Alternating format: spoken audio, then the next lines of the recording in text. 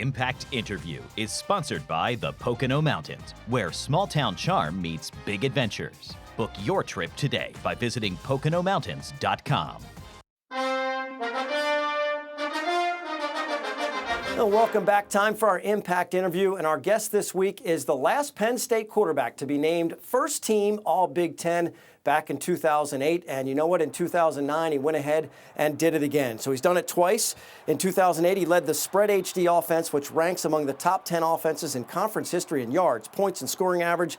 They are the only Big Ten team to beat Ohio State and Michigan in consecutive weeks. And in 2009, the coaches in the league voted him the most valuable player in the conference. Daryll Clark, thanks so much for joining us. We really appreciate it.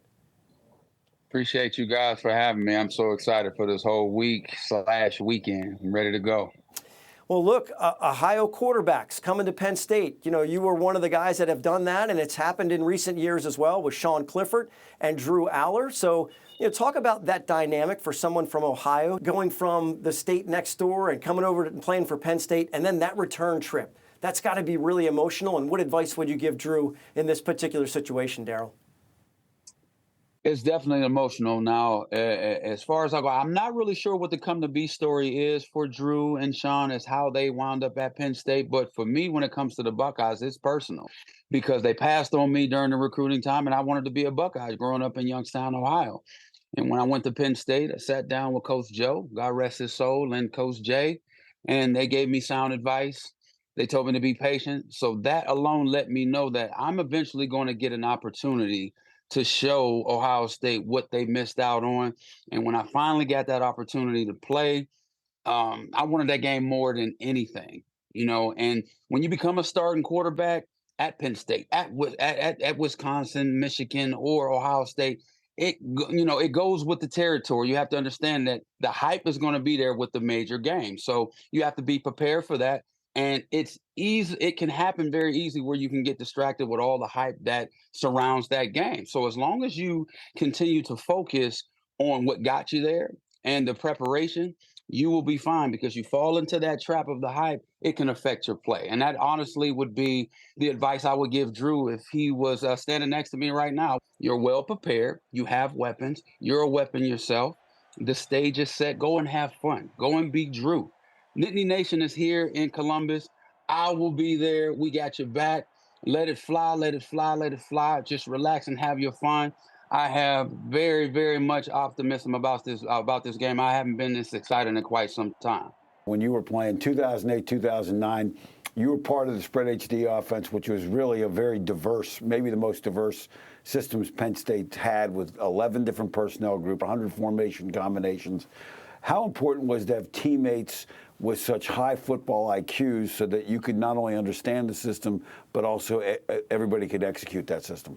Well, it was very important that everybody was on the same page and had an intellect to be able to execute, because we had a bunch of different avenues that we could take advantage of. And not only that, if everyone's on the same page, you'll be able to play fast and you'll be able to be creative on the fly. You know, we had a receiver that was fast enough to take the top off the defense. We had arguably the best route running slot receiver in the country. I'll say it again, in the country. And then you had another receiver who was so versatile. You can throw him a pass. You can put him at quarterback for a wildcat package. You can put him at running back. You can kick to him. You can punt to him. And he was just as effective in all of those facets of the game. You had great run blocking. You had great pass blocking. You had great route running with two of our best tight ends in Andrew Corliss and Mickey Schuler. We had lightning and thunder in the backfield as our running back positions. Then you had yours truly, who was, I feel like I was pretty effective with my feet, but I also took pride in taking care of the football and making the throws and making the right throws when it came time to make it happen. So it was very important that everybody was on the same page. Jay, obviously you were the mastermind behind all the play calling, and we were fortunate enough to have all the pieces to implement it. Hey, Daryll, like most of Penn State's great quarterbacks, you had a tremendous relationship with your head coach. How important is it for quarterbacks to connect with the head coach and understand each other? Sure. Well, naturally, you know, the quarterback is the extension of the head coach. You know, he's just out there on the field. You know, he's a voice.